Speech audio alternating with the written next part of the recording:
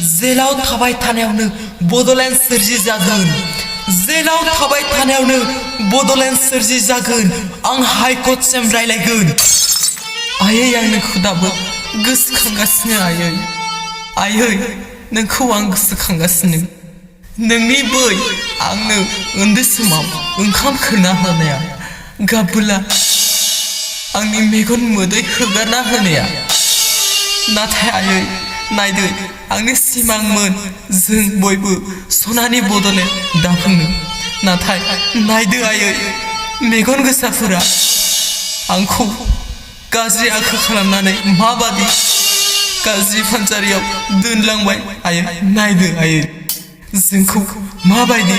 मेगन गोसा सुथुरफोरा माबादि नायो आयै नायदो आयै आं थांगोन सानसे आं थांगोन आयै सानसे